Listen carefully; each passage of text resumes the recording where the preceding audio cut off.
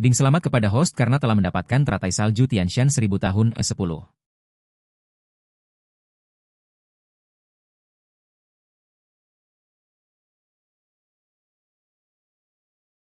Saat Ye Lang mendengarkan suara perintah sistem, kepalanya berdengung hanya setelah suara mekanisme menghilang, dia diam-diam membuka panel, membuka matanya, dan mulai memeriksa panel sistem karakter. Ye Lang usia 25 konstitusi 1100 pesona 99 nilai penjahat takdir 280190 keterampilan seni naga surgawi 9 putaran. Putaran keempat meningkatkan kekuatan sebesar 5,0625 dan dibutuhkan 2 juta Destiny Villain Points untuk meningkatkan ke jurus kelima pure yang Tiran Body Breathing Teknik Wei Tai Chi. Dan teknik pernapasan matahari tingkat dewa. Teknik pernapasan ini dapat meningkatkan fisik pengguna sebesar 5 per hari. Mengabaikan batas atas afinitas keterampilan LV10 afinitas grup, 100 keterampilan piano tingkat dewa keahlian membuat teh tingkat dewa kaligrafi tingkat dewa. Penyamaran tingkat dewa keahlian senjata api tingkat dewa persepsi bahaya tingkat lanjut. Keterampilan medis tingkat dewa keterampilan menyanyi tingkat dewa keterampilan bermain gitar tingkat dewa pemblokiran informasi tingkat lanjut warna persenjataan sebagian yang mendominasi. Tubuh emas abadi versi lengkap mal membuka pusat lotre buka setiap lotre menghabiskan 1000 poin penjahat takdir. Ransel sistem pedang Kaisar Xiao sangat meningkatkan kekuatan tempur keseluruhan pil pembersih sumsum 310 pil kecantikan 999 sebuah album foto BBQ yang robek. Sebuah album foto MS Bai yang kotor boneka seks silikon bulan Huijiet 1 ditusuk 3 kali. Tas sendawa anak manusia, 20 baru edisi foto edisi khusus cinta puncak es buah memori 58 rok peri warna-warni, 6 teratai salju Tianshan 68. 5 konstitusi, 10 ramuan, 220 konstitusi, 10 ramuan versi yang ditingkatkan 170 setelah pengamatan yang cermat. Saya menemukan beberapa perubahan dalam keterampilan dan jumlah item. Di antara yang lain, yang paling menarik perhatian adalah metode pernapasan tingkat dewa, metode pernapasan matahari. Kamu tidak tahu sampai kamu melihatnya, dan kamu akan terkejut ketika setelah mengklik antarmuka.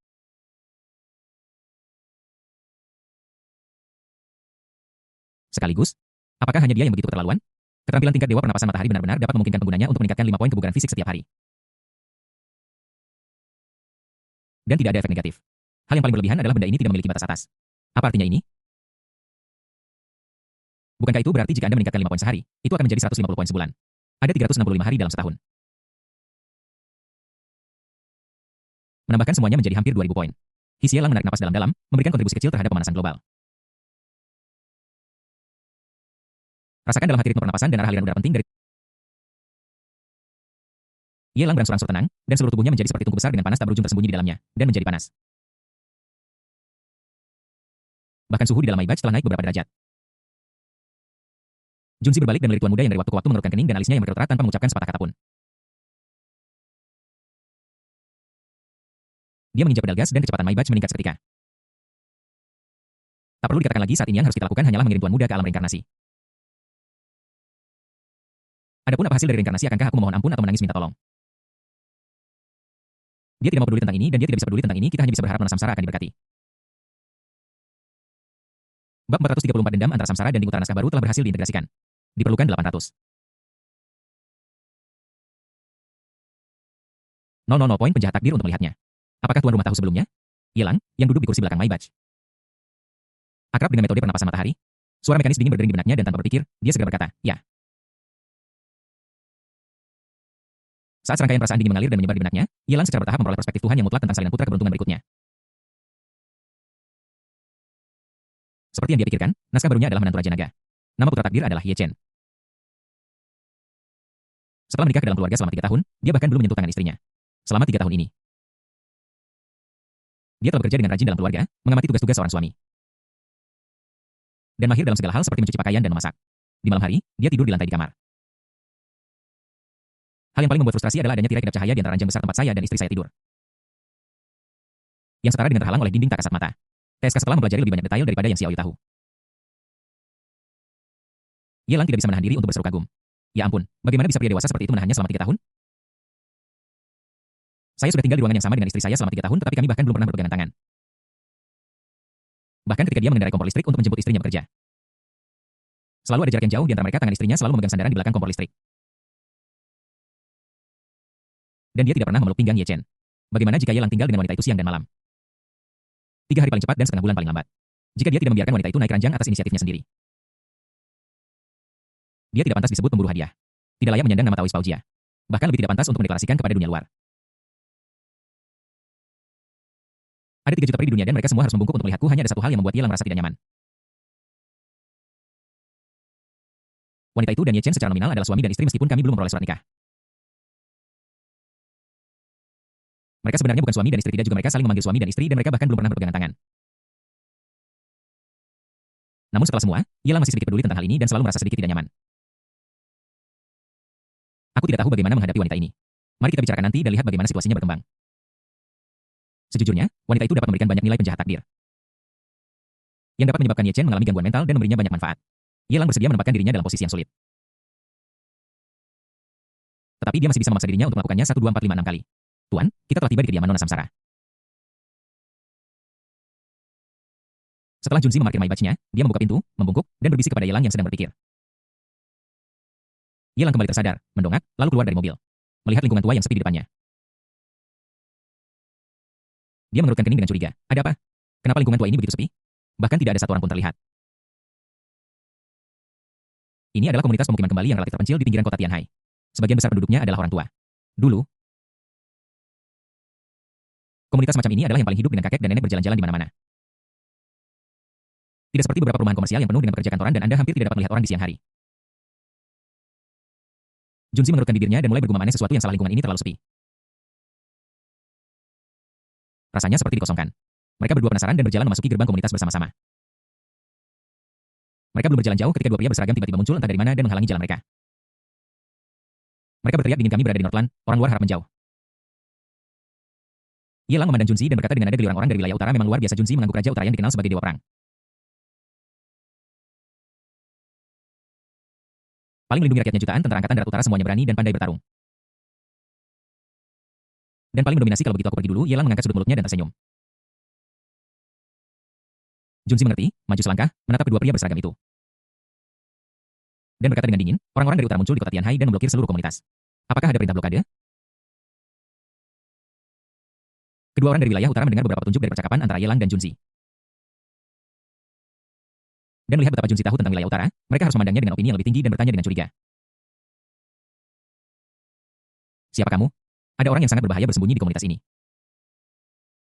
Dia telah menjadi target wilayah utara kami dan kami sedang bersiap untuk mengundang seorang jenderal bintang 1 untuk membunuhnya. Tempat ini akan menjadi medan perang. Jika kalian tidak ada urusan penting, segera mundur. Kalian urus urusan kalian, kami sedang berbelanja. Ini tidak ada hubungannya dengan kalian. Jika kami terlibat, kami akan bertanggung jawab sendiri. Junzi mengeluarkan buku catatan kecil dan menunjukkannya di depan 2 orang dari wilayah utara. Setelah hanya melihat sekilas, kedua pria itu mengerutkan kening dan mundur. Tidak mungkin mereka tidak menyangka bahwa pria berusia 30-an di depan mereka akan berada pada level yang sama dengan jenderal bintang 1 yang mereka undang. Bahkan jika mereka berasal dari perbatasan utara, tidak mungkin bagi mereka untuk menutup mata terhadap seseorang dengan status ini. Setelah melewati blokade kedua orang itu, Ye Lang dan Junzi berjalan di jalan menuju gedung tempat tinggal Lunhui tinggal. Junzi sengaja merendahkan suaranya agar tidak terdengar oleh orang-orang yang mengikuti dan memantaunya. Tuan, orang-orang dari perbatasan utara ini lebih merajalela satu sama lain. Lihat saja 2 orang tadi. Dahulu, mereka mungkin bahkan tidak sebaik Lau Huan dan gengnya. Namun, tidak ada cara karena mereka adalah orang-orang dari utara dan kehadiran dewa perang memberi mereka dukungan yang kuat. Tidak peduli di mana mereka menghadap, mereka tidak akan takut sama sekali. Untuk menghindari masalah, saya pikir lebih baik untuk tidak menghadapi orang-orang ini secara langsung untuk saat ini. Jika memungkinkan, saya dapat mengirim seseorang untuk diam-diam mengangkut Nona Samsara dari sini. Pada level Junzi, tidak peduli seberapa naifnya dia dapat menebak bahwa blokade komunitas ini oleh orang-orang di utara terkait erat dengan reinkarnasi. Hanya seseorang dengan status dan keterampilan Samsara yang dapat membuat orang-orang di wilayah utara menganggapnya begitu serius sehingga mereka perlu mengundang seorang jenderal bintang 1 untuk mengambil tindakan secara pribadi. Dengan status dan posisinya saat ini, dia sepenuhnya mampu menggunakan beberapa cara untuk mengangkut Samsara keluar dari blokade. Selama jenderal bintang 1 belum tiba tepat waktu, tidak akan ada konflik langsung. Bahkan jika jenderal bintang 1 datang, dia tidak akan takut, hanya saja segalanya akan menjadi lebih merepotkan. Sepertinya Raja Utara ini, yang juga dikenal sebagai dewa perang, memang sangat kuat. Ia menghela napas sambil bertanya-tanya apakah orang-orang di wilayah utara tahu bahwa dewa perang yang mereka kagumi sekarang bertindak sebagai menantu pengecut. Atau apakah kamu tipe pecundang yang memiliki status sangat penting tetapi menolak untuk mengungkapkannya dan diejek serta dicemooh oleh ayah dan ibu mertuamu sepanjang hari? Setelah tiba di bawah, ia meminta Junzi untuk menunggu di sini dan dia sendiri naik ke atas. Dia tidak terkejut identitas Samsara terungkap selama pengejaran Chen Fan. Samsara menarik perhatian publik lebih dari sekali. Dan berkat inilah para saudari Xiao tiba tepat waktu. Masuk akal untuk memberitahu orang-orang Ye Chen keberadaan Samsara. Ada beberapa rahasia di antara mereka yang tidak ada dalam plot dan dia perlu mendapatkan konfirmasi dari Samsara secara pribadi. Melawan putra takdir melawan Ye Chen, kita tidak bisa menghindari keberadaan Nortan yang tidak bisa diabaikan. Dia agak penasaran tentang apa yang hebat dari perbatasan utara ini. Bum Bum berjalan ke pintu, Yelang mengetuknya. Dari dalam kamar suara lemah Samsara terdengar, pergi menjauh, tinggalkan tempat ini dengan cepat, aku tidak ingin melihatmu lagi. Yelang tahu apa yang Lun Hui maksudkan. Itu hanya berarti dia tahu bahwa orang-orang dari wilayah utara akan datang untuk menangkapnya. Jadi dia dengan sengaja menjauhkan diri dari mereka dan tidak ingin terlibat. Tetapi jika aku mengikuti rutinitas normal, aku pasti akan membuang waktu untuk berurusan dengan Samsara dan menanyakan kabarnya. Yelang sudah agak muak dengan taktik umum ini dan tidak repot-repot menggunakannya. Dia mendengus dingin dan berkata dengan tidak senangnya, kau bisa berdiri di atas dan melihatku berjalan naik.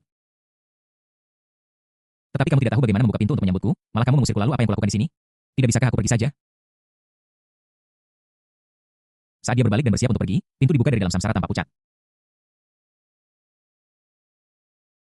Menggigit giginya dan meraih lengan Yelang, tidak. Ini bukan seperti yang kamu pikirkan, apa tampangnya seperti itu? Yelang berbalik dan bertanya dengan tidak senang. Samsara menjulurkan kepalanya, mengamati sejenak, dan dengan lembut menarik lengan Yelang masuk dulu. Ada beberapa hal yang tidak nyaman untuk dibicarakan di luar. Dia lebih baik ditangkap oleh orang-orang dari utara daripada disalahpahami oleh Yelang. Dia hanya bisa mengundang Yelang ke dalam rumah dengan patuh, membuatkannya secangkir teh dan meletakkannya di meja kopi.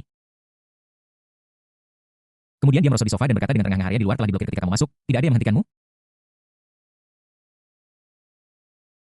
Aku tahu mereka dari utara, jadi kenapa aku bisa masuk dan keluar sesuka hatiku, memangnya urusan mereka.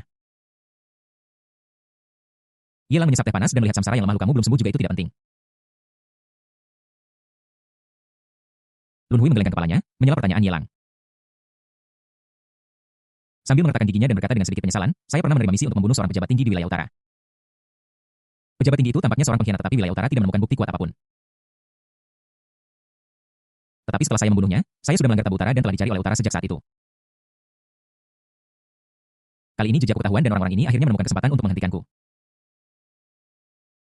Apa yang akan terjadi selanjutnya akan sangat sulit, jadi sebaiknya kau pergi dari sini secepat mungkin. Meskipun keluargamu sangat penting, wilayah utara menempati area yang luas. Dengan 1 juta tentara lagi dari wilayah utara, bahkan keluarga Ye tidak dapat menutup mata apalagi terlibat dalam konflik secara gegabah. Demi dirimu dan demi keluarga Ye, tolong jangan terlibat denganku lagi. Dia merasa sedikit tidak nyaman. Dulu, dia selalu begitu bebas. Membiarkan dirinya pergi dan melakukan apapun yang dia inginkan. Selama dia tahu bahwa pembunuh yang merupakan pejabat tinggi dari wilayah utara bukanlah orang baik.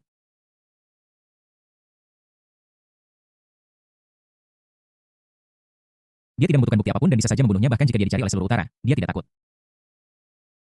Tapi sekarang, dengan orang dan hal-hal yang dia pedulikan, dia menjadi berhati-hati dan tidak berani terlalu lancang dalam segala. Sedemikian rupa sehingga orang-orang dari utara menghadangnya di lingkungan ini dan dia tidak berani bertindak gegabah. Khawatir itu akan menyebabkan masalah yang tidak perlu. Terutama baru-baru ini, dia sering muncul di dekat kediaman Yelang. Jika seseorang mengetahui keberadaannya, bukankah Yelang akan terlibat? Belum lagi Yelang sekarang berjalan ke kediamannya di bawah tatapan begitu banyak orang. Harus menghindari kecurigaan. Apalagi yang bisa dia lakukan jika dia tidak mengusir Yelang? Dibandingkan dengan keselamatannya sendiri, dia lebih takut kalau Yelang akan menjadi target para pejuang wilayah utara yang selalu melindungi orang-orang mereka sendiri. Apakah itu alasanmu mengusirku? Yelang mengerutkan kening, mendekati Lun Hui, menepuk kepalanya dengan tidak senang, dan berkata, apa kau bodoh? Karena aku sudah masuk, kenapa aku tidak tahu kalau kau dalam bahaya? Kalau aku takut, atau khawatir terlibat? Hal terburuk yang bisa terjadi adalah saya akan pergi saja ketika saya dihalangi, mengapa saya bersikeras untuk menempuh jalan saya sendiri. Kau sudah berpikir untuk mempertimbangkan aku, tetapi pernahkah kau berpikir untuk mempertimbangkan dirimu sendiri, apa yang akan kau lakukan begitu orang-orang itu bertindak? Haruskah kita menyerah atau berjuang sampai mati? Mata Samsara dipenuhi dengan keyakinan mutlak. Bahkan prajurit utara pun tidak bisa dengan mudah menyakitiku. Yelang menyerap tubuh Samsara ringan dengan jari-jarinya dan bertanya dengan rasa ingin tahu. Dengan tubuhmu yang rusak saat ini, kamu tidak membutuhkan makhluk yang kuat untuk mengambil tindakan, hanya sekelompok gorengan kecil, dan setelah beberapa saat, kamu bisa bunuh diri. Dia mengeluarkan setengah dari teratai salju Tianshan 1000 tahun dan menyerahkannya kepada Lun Hui. Dia memerintah dengan nada serius, makan ini. Ini adalah... Meskipun Lun Hui bukan seorang dokter terlatih, dia sering berinteraksi dengan adik perempuannya ketika mereka masih di sekte. Dan dia juga memiliki beberapa pengetahuan tentang bahan obat. Dia sudah terbiasa melihat bunga dan tanaman langka dan berharga itu. Tetapi tidak satupun dari mereka yang bisa dibandingkan dengan yang dipegang Yelang di tangannya. Sama seperti ramuan penyembuh yang tercatat dalam buku-buku kuno. Kelopak bunga itu tembus cahaya dan memancarkan kabut putih ilusi yang terlalu menarik perhatian. Teratai salju Tianshan 1000 tahun adalah obat suci untuk penyembuhan. Ambil saja jika disuruh. Kenapa kamu banyak bicara omong kosong? Ye Lang mendengus dingin, mengutuk, lalu mulai batuk dengan hebat. Dia menutupi mulutnya, menatap Samsara yang tidak mau minum obat. Dan terus memarahi dengan wajah dingin. Aku sudah memakan sebagian besar dan sisanya adalah apa yang kubawa ke sini khusus untukmu untuk dibawa. Apa kau ingin aku melakukan perjalanan ini dengan sia-sia? Selain itu, teratai salju Tianshan 1000 tahun ini sangat berharga bagimu. Tetapi bagiku, itu tidak terlalu berharga. Aku bisa memakannya kapan saja dan di mana saja seperti makan kubis, jadi jangan khawatir tentang itu. Tapi, Lun Hui ragu dan melihat Ye Lang yang tampak bertekad, dia hanya bisa dengan patuh mengambil sisa setengah dari teratai salju Tianshan 1000 tahun. Jika itu benar seperti yang dikatakan Ye Lang dan teratai salju Tianshan seperti kubis, mengapa Ye Lang hanya mengambil setengahnya? Jika benar-benar semudah itu untuk didapatkan, mengapa Ye Lang bahkan belum pulih dari luka-lukanya? Sudah jelas bahwa Ye Lang berbohong dan sengaja mencoba menghiburnya dan membuatnya mengambil teratai salju Tianshan. Pria ini selalu mengatakan sesuatu yang berbeda dengan yang dia maksud. Sudah seperti ini sejak pertama kali kami bertemu dan tidak berubah sampai sekarang. Itulah mengapa dia begitu terpesona olehnya sehingga dia tidak ingin Ye Lang pergi bahkan dalam mimpinya. TSK Ye Lang mengecap bibirnya dan menatap Samsara di depannya yang menatapnya dengan kagum. Dengan teratai salju Tianshan di tangannya yang sebagian besar telah dia makan. Aku tidak tahu mimpi indah macam apa yang menjebaknya saat ini. Dia tidak bisa menahan diri untuk mendesah. Wanita ini, entah kamu gagal atau kamu berhasil, ada dua ekstrim. Dalam reinkarnasi sebelumnya. Aku ingin membunuhnya dan memakan dagingnya dan meminum darahnya sekarang juga jika kau menyuruhnya pergi ke timur dia tidak akan pernah pergi ke barat. Biarkan dia makan ayam jangan pernah membunuh anjing bab 435 seorang pengunjung dari utara kenapa kau menatapku seperti itu? Ye Lang mencabik separuh sisa dari teratai salju Tianshan dan menyuapkannya ke mulut Lun Hui sepotong demi sepotong. Dari waktu ke waktu jari-jarinya bisa merasakan penuh dan hangatnya bibirnya setelah diberi makan paksa, setelah mengambil reinkarnasi teratai salju Tianshan. Luka di tubuhnya berangsur-angsur sembuh dengan kecepatan yang terlihat dengan mata telanjang. Bekas luka di tubuh sebagian besar telah diperbaiki berkat pil kecantikan, tetapi kerusakan pada organ internal sama sekali tidak membaik. Di bawah pengaruh obat penyembuh ini dalam beberapa menit, dia hampir sembuh dan kulitnya berangsur-angsur mendapatkan kembali warna dari pucatnya kertas lilin. Lun Hui menarik napas dalam-dalam, berusaha keras untuk menenangkan diri. Merasakan kekuatan obat yang dahsyat di tubuhnya. Dia tidak bisa menahan diri untuk tidak menghela napas bahwa teratai salju Tianshan 1000 tahun ini memang obat suci untuk penyembuhan. Cukup, aku tidak akan makan sisanya. Aku sudah memulihkan 50% kekuatanku, yang cukup untuk melarikan diri dari kepungan orang-orang dari utara itu. Samsara mengangkat tangannya dan menghentikan Ye Lang untuk memberinya makan teratai salju Tianshan. Benda ini terlalu berharga. Akan sia-sia jika kamu makan terlalu banyak. Seberapa berharga sih? Kalau aku bilang makan, ya makan saja dengan patuh sampai kamu sembuh. Ye Lang melemparkan teratai salju Tianshan ke Samsara tanpa bertanya. Kamu ingin melarikan diri dari orang-orang dari perbatasan utara setelah mendapatkan kembali 50? Apa kamu pikir mereka orang biasa? Mereka semua adalah pejuang yang berani dan terampil. Belum lagi seorang jenderal bintang 1 telah menerima undangan dan sedang dalam perjalanan. Apa kamu yakin bisa melarikan diri dengan aman dengan 50 kekuatanmu? Lagi pula, kamu bisa melarikan diri untuk sementara, tetapi bisakah kamu melarikan diri seumur hidup? Hal-hal yang harus diselesaikan cepat atau lambat, tidak peduli berapa lama waktu yang dibutuhkan untuk menundanya, harus dihadapi. Samsara menggertakkan giginya. Apa yang bisa kulakukan? Perbuatan itu sudah dilakukan. Eksekutif senior itu sudah menjadi jiwa yang mati di bawah pisaumu. Tidak peduli seberapa banyak aku menjelaskan, itu akan sia-sia. Apalagi setelah eksekutif senior itu dibunuh olehku. Semua berkas rahasia tentang orang itu telah dihancurkan, tidak ada bukti sama sekali menghadapi prajurit utara yang garang. Tidak mungkin meyakinkan mereka dengan alasan masalah ini benar-benar tidak sesederhana yang Anda kira. Ini melibatkan banyak hal dan kemungkinan melibatkan Dewa Perang Utara, oleh karena itu bahkan keluarga Ye Anda akan terjebak dalam dilema. Ye Lang mengerutkan kening. Meski begitu, ini terkait dengan keselamatan pribadimu. Aku masih bisa menjagamu di sini, dan aku akan menyelesaikannya secepat mungkin. Bagaimana jika kamu dihadang oleh orang-orang dari utara itu di tempat yang tidak aku ketahui? Dan sesuatu yang buruk benar-benar terjadi, akan terlambat bahkan jika kamu menyesalinya. Kamu tidak perlu memberitahuku sisanya, aku akan menanganinya. Dewa Perang Utara muncul, Ye Chen, aku khawatir saat ini. Dewa Perang Utara bernama Ye Chen sedang berada di rumah ibu mertuanya membawakan air untuk mencuci kaki istrinya, atau mungkin dia sedang membersihkan toilet. Setelah 3 tahun menikah dengan keluarga istrinya, Dewa Perang bernama Ye Chen sudah menjadi acuh tak acuh terhadap tentara utara. Dia benar-benar fokus pada istrinya dan tidak pernah mempertimbangkan atau memperhatikan situasi sebenarnya di utara. Saya khawatir dia bahkan mungkin tidak tahu siapa eksekutif senior yang dibunuh oleh Samsara, jadi bagaimana dia bisa maju untuk masalah ini? Meskipun dia tahu itu dalam hatinya, Ye Lang tidak akan mengatakannya. Semakin serius Lun Hui menangani masalah ini, semakin dalam kesan yang akan ditinggalkan oleh usahanya padanya. Setelah menginstruksikannya beberapa saat, Ye Lang meminta Lun Hui untuk mengambil semua teratai salju Tianshan yang tersisa dan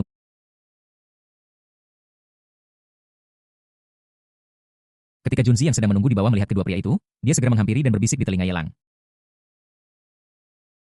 Tuan, semakin banyak tentara utara berkumpul di sekitar sini dan orang-orang yang menguntit itu semakin arogan. Hampir seperti mereka sudah mengepung kita keluar, Yelang memberi perintah acuh tak acuh sambil memegang tangan kecil Lunhu yang lembut. Dan berjalan menuju pintu masuk komunitas selangkah demi selangkah. Ketiga pria itu belum berjalan jauh ketika barisan tentara berseragam bergegas keluar satu demi satu. Dibandingkan dengan saat Yelang masuk, mereka bahkan lebih gagah memegang senjata standar di tangan mereka, mengarahkannya ke arah Samsara secara serempak. Dan dengan dingin menegur, kalian berdua bisa pergi, tetapi wanita ini harus tinggal. Nada yang sombong sekali. Ini Tianhai, bukan wilayah utara kalian. Kamu sangat kurang ajar di Tianhai, berani mengosongkan seluruh komunitas terlebih dahulu tanpa perintah penguncian. Siapa yang memberimu keberanian? Junzi maju selangkah dengan wajah muram dan mendengus dingin. Aku akan keluar hari ini, dan aku ingin keluar bersama-sama. Aku hanya ingin melihat siapa yang berani menghalangi jalanku. Dia sengaja mempercepat langkahnya. Berjalan seperti naga atau harimau, lebih dari 20 tentara Northern Territory mengarahkan senjata standar mereka ke arah para tentara secara serempak. Menghadapi bilah tajam, Junzi sama sekali tidak takut dan maju sendirian. Bahkan jika dia bergerak sedikit lebih jauh, dia tidak akan terpotong oleh bilah itu, tetapi dia menolak untuk melakukannya seolah-olah dia melakukannya dengan sengaja. Hadapi bilahnya dengan lehermu. Fiu. Prajurit utara yang menghadapi Junzi tanpa sadar menarik senjatanya. Dia tahu bahwa seberapapun arogannya pria di depannya, identitas dan statusnya setara dengan Jenderal Bintang 1 yang akan datang. Dia bukan seseorang yang bisa mereka sakiti. Tetapi, kecepatannya sedikit terlalu lambat dan leher Junzi terpotong oleh bilah tajam dan darah merah terang mengalir keluar. His. Junzi menghirup udara dingin, mengerutkan kening kesakitan, menutupi lehernya dengan tangannya, dan meraung. Kalian bajingan, kalian begitu berani hingga ingin membunuhku juga? Apakah kalian tahu siapa aku? Kalian melakukan insubordinasi. Dia mengulurkan tangan besarnya, meraih prajurit utara yang memegang bilah tajam, mengerahkan kekuatan secara tiba-tiba, dan melemparkannya beberapa meter jauhnya. Mata Tiger melebar saat dia menatap sekitar 20 tentara utara di depannya tanpa ruang untuk negosiasi. Dia bergegas maju. Ya, dia takut pada Dewa Perang Utara dan tahu bahwa dalam posisinya saat ini, melawan utara sama saja seperti membentur batu dengan telur, tapi perintah Tuan Muda adalah yang utama. Jangan sebutkan itu seperti telur membentur batu, bahkan jika yang berdiri di depanmu adalah berlian. Berlian, dia harus menabrak mereka. Sejak saya bergabung dengan ketentaraan, saya tidak pernah dipermalukan seperti ini, bahkan jika Anda berasal dari tentara utara. Saya tidak akan mentolerir Anda. Pergi dari sini semuanya. Junzi bergegas ke tengah-tengah tentara utara. Lengannya membuka dan menutup seperti dayung besar dengan momentum luar biasa yang tak seorang pun bisa menandingi. Dia mengangkat satu demi satu prajurit utara di tangannya dan melemparkan mereka satu persatu seperti anak ayam. Meskipun para prajurit utara ini berani dan telah mengalami hidup dan mati, dalam hal kemampuan tempur yang sebenarnya, mereka sebenarnya tidak jauh lebih baik daripada tentara pasukan khusus yang terlatih khusus. Dibandingkan dengan siswa terbaik seperti Lao Huang, dia bahkan tidak sedikit pun lebih rendah, belum lagi menghadapi tentara yang dilatih oleh Yelang. Mereka sama sekali tidak berada di liga yang sama. Dalam sekejap mata, dalam waktu 3 menit, lebih dari 20 tentara utara jatuh ke tanah. Beberapa memegangi dada atau lengan mereka kesakitan, wajah mereka kesakitan dan menatap sisi ini dengan kebencian. Tuan, ayo pergi. Junzi mengabaikan tatapan marah dari tentara utara dan berbalik untuk berbicara dengan hormat kepada Yelang. Saat ini, suara langkah kaki yang rapi dan keras secara bertahap datang dari pintu masuk komunitas. Yang menarik perhatian adalah deretan demi deretan prajurit utara berseragam dan memegang senjata yang sama. Berbaris rapi dan berjalan ke arah kami. Kira-kira ada 300 tentara utara bersenjata lengkap. Dan ini hanyalah mereka yang berada di permukaan. Ada lebih banyak lagi yang mengintai dalam kegelapan di komunitas. Lebih dari 300 tentara utara ini dipisahkan dari tengah membentuk jalan yang jelas. Seorang pria parubaya dengan setelan tam berjalan keluar dengan langkah cepat dan garang. Dan berkata dengan senyum palsu, ingin pergi? Apakah kamu sudah bertanya tentang pedang utara di tanganku? Bab 436 Yelang, Dewa Perangmu dan aku bersaudara. Nama pria parubaya itu adalah Longju. Dan dia adalah salah satu jenderal paling menonjol di bawah komando Dewa Perang Utara. Kedatangan pribadinya membuat banyak prajurit utara merasa nyaman, seolah-olah mereka telah menemukan tulang punggung mereka. Apakah kamu dewa jahat berwajah hitam? Junzi menatap pria parubaya di depannya dengan warna kulit yang luar biasa dan mengenali identitasnya sekilas. Harus dikatakan bahwa pria di depannya sangat terkenal di utara. Dia adalah seorang pejuang yang sangat berani dan terampil. Orang-orang memanggilnya dewa jahat berwajah hitam yang ketenarannya berkali-kali lebih besar dari Longju di sampingnya. Seorang prajurit wilayah utara melaporkan beberapa kata dengan suara rendah lalu mengangkat kepalanya dan menatap Junzi. Mengetahui identitasku. Kau masih ingin menghentikanku? Samsara diam-diam membunuh pejabat senior wilayah utaraku. Yang merupakan kejahatan berat. Apakah kau pikir kau bisa menyelamatkan orang ini dari tentara wilayah utaraku sendirian? Ketika Junzi menghadapi roh jahat berwajah hitam ini yang telah menjadi terkenal bertahun-tahun lebih awal darinya, dia terganggu sejenak, lalu dia ingat dengan identitasnya saat ini. Dia sudah berdiri di sisi berlawanan dari dewa jahat berwajah hitam dan berada pada ketinggian yang sama dengannya. Pihak lainnya adalah seorang jenderal bintang 1 dari utara dan dia tidak terkecuali. Kita semua punya kepala di pundak kita. Jadi siapa yang takut pada siapa? Mungkinkah roh jahat berwajah hitam dari utara ini bahkan lebih kuat? Sambil membawa pispot di bahunya. Dia mendengus dingin, apa hubungannya orang yang dibunuh oleh Samsara dengan nona muda saya? Jika Anda ingin membalas dendam, mengapa Anda mencari wanita muda saya di reinkarnasi Anda? Begitu dia selesai berbicara, Junzi merasakan tatapan persetujuan datang dari belakangnya. Melihat ke belakang, dia melihat bahwa sorot mata Lun Hui ketika menatapnya begitu baik seolah-olah dia telah menemukan saudara laki-lakinya yang telah lama hilang. Secara tidak terlihat, punggungnya menjadi lebih lurus. Siapa kamu? Long Ju menatap Yelang. Orang yang bisa dipanggil Tuan Muda oleh seorang jenderal bintang 1 pastilah memiliki identitas yang tidak bisa diremehkan. Ini bukan Ortnor, juga bukan wilayahnya, jadi dia tentu saja harus mempertimbangkannya dengan hati-hati. Yelang berkata dengan acuh tak acuh. Yelang. Long Ju mengerutkan kening. Yelang, keluarga Ye? Selain keluarga Ye di ibu kota, tidak ada keluarga lain yang memiliki keberanian untuk membiarkan seorang jenderal bintang 1 memanggilnya Tuan Muda seseorang dari keluarga Ye. Mungkinkah satu-satunya pewaris langsung masa depan dari generasi ketiga keluarga Ye alisnya semakin berkerut bagaimana orang ini bisa terlibat dengan Samsara? Meskipun mereka berada di sisi yang berlawanan, dia masih tahu sedikit banyak tentang pemimpin daftar pembunuh bayaran seperti Samsara. Dengan kepribadiannya yang sangat menyendiri dan arogan, dapat dimengerti jika wanita itu menyerah padanya atau menjadi pemimpinnya. Bagaimana bisa dia jatuh cinta pada bajingan generasi kedua seperti Yelang? Mungkinkah berita itu salah dan wanita di depannya sama sekali bukan reinkarnasi yang sebenarnya? Yelang tidak berkata apa-apa lagi. Dia dan apa yang disebut roh jahat berwajah hitam ini sama sekali tidak berada pada level yang sama. Jika kita benar-benar ingin membuat perbandingan, Long Ju ini hanyalah seekor kuda poni kecil di depan Ye Chen. Selalu mengikutinya kemana-mana, bahkan di Kabupaten Jiangnan dia selalu mengikuti Ye Chen. Jika Anda membandingkannya berdasarkan kepribadian, jelas bahwa Junzi dan Long Ju memiliki kepribadian yang mirip. Dia menggandeng tangan kecil Samsara dan berjalan ke arah prajurit utara dengan sikap bermartabat. Kamu benar-benar bisa mengambil jalan memutar dan pergi tapi tidak perlu itu swiss. Lebih dari 300 tentara perbatasan utara mengarahkan senjata standar mereka ke arah Yelang. Cahaya dingin yang tajam bersinar terang di bawah terik matahari. Dengan kata lain, tempat ini telah diblokir oleh utara sebelumnya. Jika tidak, setiap orang yang lewat mengambil beberapa foto dan mengunggahnya ke internet dapat menyebabkan kegemparan. Kamu boleh pergi, tetapi Lun Hui tidak bisa. Dia setidaknya harus kembali bersamaku. Setelah menyelidiki secara menyeluruh, Long Ju berbicara lagi dengan dingin tanpa ruang untuk keraguan. Meskipun keluarga Ye adalah raksasa, perbatasan utara mereka jelas bukan sesuatu yang bisa dikendalikan oleh sembarang orang. Setelah membunuh pejabat tinggi mereka di perbatasan utara, bagaimana bisa mereka hanya ingin melindungi pewaris masa depan keluarga Ye? Bobot satu kalimat tidak cukup. Yelang mengangkat kepalanya dan melirik Long Ju seolah-olah dia idiot. Dia bahkan tidak berhenti sejenak dan terus bergerak maju. Bisakah kau mengabaikan apa yang aku katakan? Long Ju sangat marah dan mengambil langkah pertama.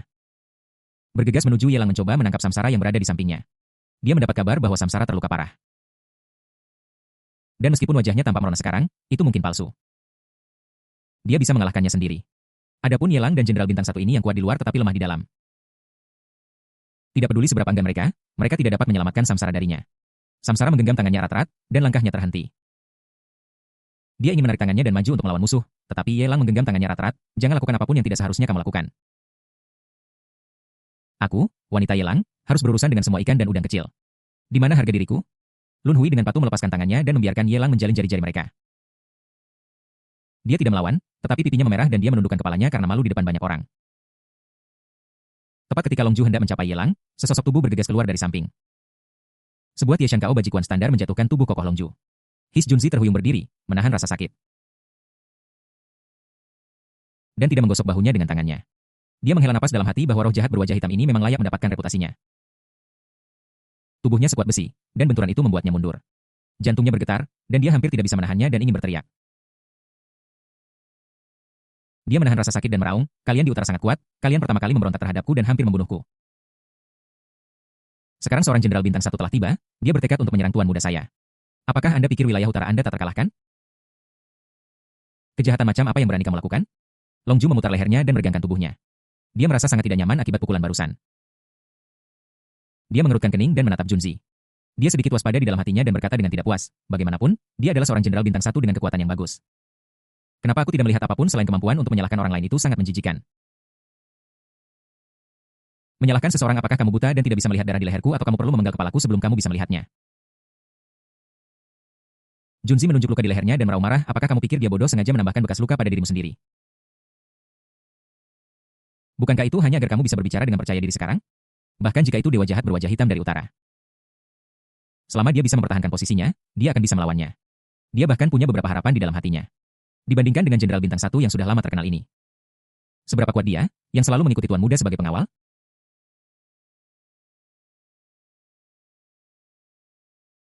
Belang jarang berbicara untuk mengingatkannya hati-hatilah saat menyerangku.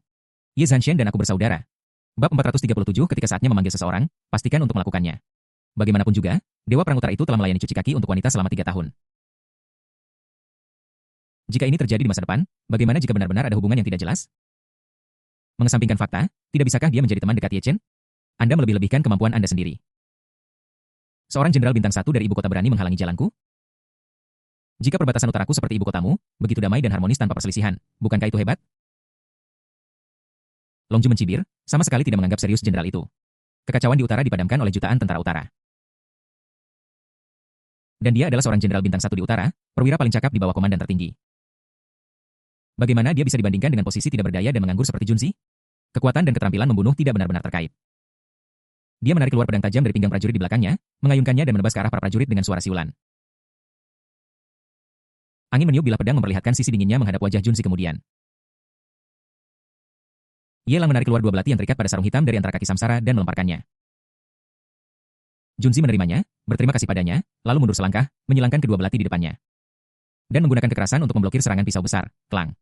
Logam itu bersentuhan, menghasilkan suara yang nyaring. Kekuatan pisau ini begitu besar sehingga darah merembes keluar dari telapak tangan Junzi dan lengannya yang memegang belati sedikit bergetar. Kruns. Crunch-crunch belati itu meluncur lurus ke bawah di sepanjang permukaan tajam pedang besar. Dan Junzi juga berada di bawah pedang besar, mendekati Longju dan menebas dengan kedua belatinya, mencoba memisahkan kepala Longju dari tubuhnya. Kau cukup kuat, Longju mendengus, mengangkat pedangnya, mundur beberapa langkah, dan menghindari serangan menyelinap Junzi. Dia mengamati dari pinggir lapangan dan menyadari bahwa pria di depannya bukanlah orang yang suka pamer dan memiliki beberapa keterampilan nyata. Namun di depannya, itu masih belum cukup. Setelah tes singkat, mereka berdua bertabrakan dengan keras, dan suara benturan logam terdengar tanpa henti. Orang ini sangat kuat. Dia bisa bertarung melawan Jenderal Bintang 1 dan tidak langsung terbunuh. Sungguh luar biasa. Karakter sekuat itu muncul dari kota kecil seperti Tianhai. Jika dia berada di utara, dia setidaknya akan menjadi seorang jenderal. Seberapa kuat pun dia tidak sekuat Jenderal Dragon. Tidakkah kamu lihat bahwa orang ini sudah kelelahan? Dia sudah terluka. Berjuang untuk hidup dan mati bahkan di seluruh wilayah utara, Jenderal Long adalah seorang pejuang terkenal. Ratusan tentara utara tidak bisa menahan diri untuk berdiskusi dengan suara rendah ketika mereka melihat Junzi ditekan langkah demi langkah oleh Longju. Bagi mereka, bisa menyaksikan dua setingkat ini seperti disuntik dengan darah ayam. Mereka tidak sabar untuk bergegas maju dan ikut bertarung tetapi mereka tahu dalam hati bahwa kekuatan mereka hanya sebatas umpan meriam. Dan baik Junzi maupun Longju benar-benar menghancurkan mereka, kita akan kalah. Lun Hui melirik sekilas dan melihat bahwa kekuatan Junzi semakin meningkat tetapi kekuatan Longju jelas lebih baik. Mungkin dia sudah mendekati level adik laki-lakinya. Mustahil bagi pasukan untuk mengalahkannya. Jika kamu hanya bertahan secara membabi buta untuk waktu yang lama, kamu akan kehabisan energi dan akhirnya terbunuh. Dia tanpa sadar meraih sarung pedang, siap membantu, tetapi sayangnya dia tidak menyentuh apapun. Jangan terlibat dalam masalah ini. Kamu baru saja pulih dari luka-lukamu, tidak perlu terburu-buru seperti itu. Lagi pula, tidak ada yang tahu siapa yang akan menang atau kalah antara Junzi dan Longju sampai akhir. Tatapan Ye Lang selalu tertuju pada pusat medan perang yang dipenuhi bayangan pedang, dan dia dipenuhi dengan ketidakpedulian. Dengan promosinya, kebugaran fisik Junzi sekarang telah menembus angka 400 poin. Tidak akan lama lagi sebelum mencapai 500 poin. Meskipun dia tidak seberani dan terampil dalam bertarung seperti Longju, dia pasti tidak mampu melawan. Setidaknya Junzi masih bisa melindungi dirinya sendiri untuk saat ini. Boom, dengan suara mendengung. Bayangan pisau itu meledak, prajurit itu terbang mundur. Longju terhuyung mundur beberapa langkah, menenangkan diri, dan berteriak, jenderal yang kalah bawa tuanmu dan pergi dari sini. Jika tidak, kamu tidak akan sanggup menanggung murka dari Junzi Utara. Dia mengertakkan gigi dan mengepalkan belati di tangannya.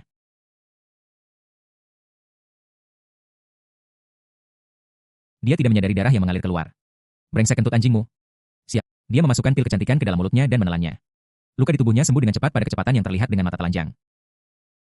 Tanpa menunggu Longju mengatur napas, dia bergegas maju dengan satu gerakan kemudian menolak 3 dan kelelahan.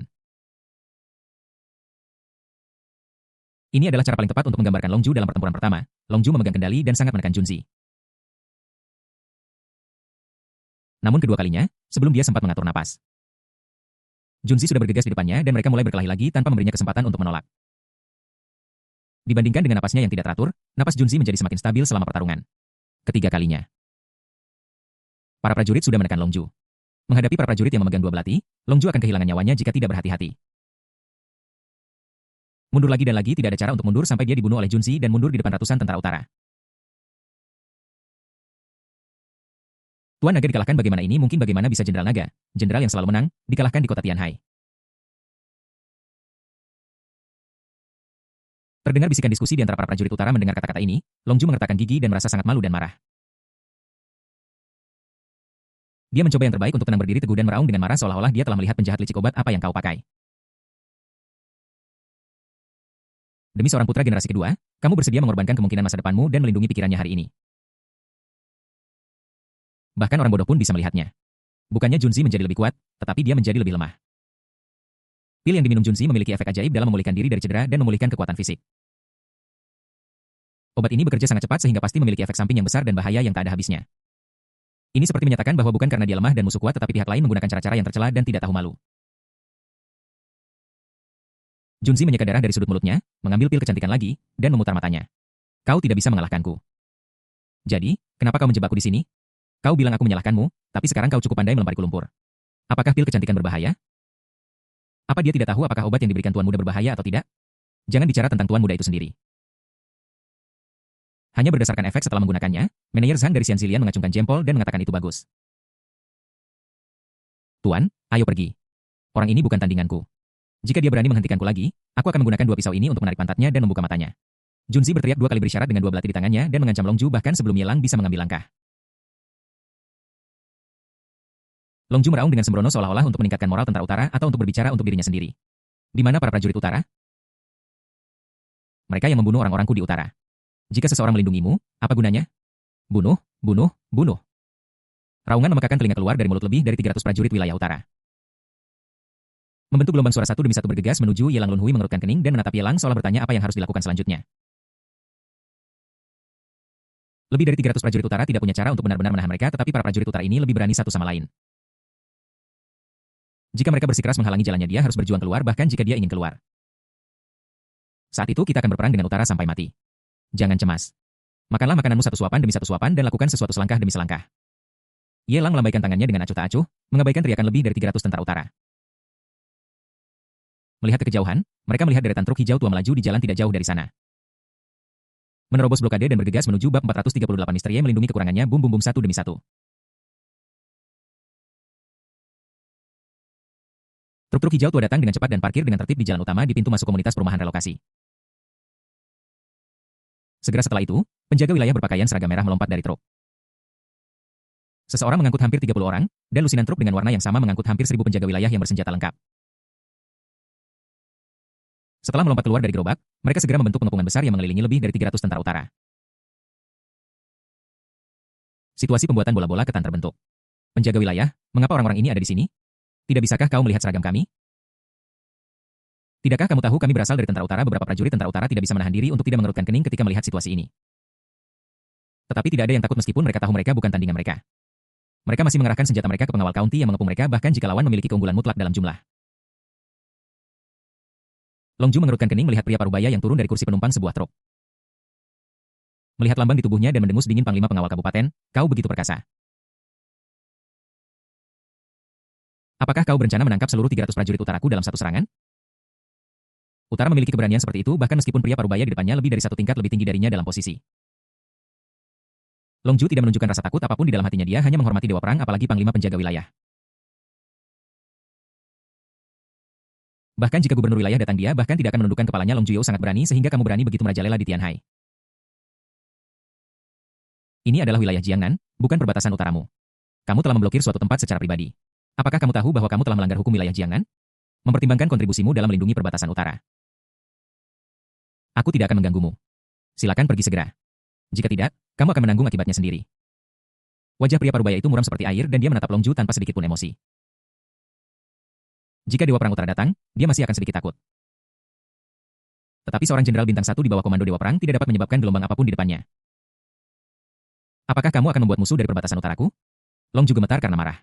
Dia belum pernah menderita penghinaan seperti itu. Pertama dia dikalahkan oleh Junzi dan kemudian dia ingin menggunakan kekuatan prajurit utara untuk merebut samsara secara paksa. Tetapi aku tidak menyangka bahwa aku akan bertemu dengan komandan pasukan penjaga daerah yang datang ke sini secara khusus. Jika dia mengatakan bahwa kedatangan penjaga wilayah tidak ada hubungannya dengan Yelang, dia tidak akan pernah mempercayainya bahkan jika dia dipukuli sampai mati. Apa itu musuh dan apa itu teman? Ketika Anda harus mengikuti aturan Kabupaten Jiangnan. Jangan bawa cara-cara barbar Anda dari utara. Saya hanya mengatakan satu hal di Tianhai dan Kabupaten Jiangnan, saya tidak akan pernah mengizinkan Anda bertindak sembarangan. Pria parubaya itu mengangkat tangannya. Dan lebih dari 1.000 penjaga kabupaten berseragam merah mengarahkan senjata mereka serentak ke tentara utara yang mengepung mereka. Bunuh, bunuh, bunuh. Lebih dari 300 tentara utara sama sekali tidak menunjukkan rasa takut dan meraung ke langit. Namun Long Ju yang berdiri di depan menggertakkan giginya. Mengepalkan tinjunya dan melihat bolak-balik antara pria parubaya dan wajah Yelang. Mengamatinya berulang-ulang. Ketika Anda tinggal di bawah atap seseorang, Anda harus menundukkan kepala. Meskipun tentara utara berani. Mustahil bagi mereka untuk mengalahkan 10 musuh sekaligus, apalagi para penjaga daerah yang dilengkapi dengan baik yang dipimpin oleh komandan itu sendiri. Hari ini dia pasti tidak bisa membawa orang ini pergi. Dia mengangkat matanya dan melihat ke arah Yelang. Dan berkata dengan serius tidak seorang pun dapat melindungi orang-orang yang diinginkan utara sepanjang waktu. Anda adalah musuh utara hari ini cepat atau lambat. Dewa Perang Tuhan akan membuatmu menyesalinya. Tidak apa-apa. Tuanmu dan aku adalah teman dekat dan saudara. Yelang melambaikan tangannya.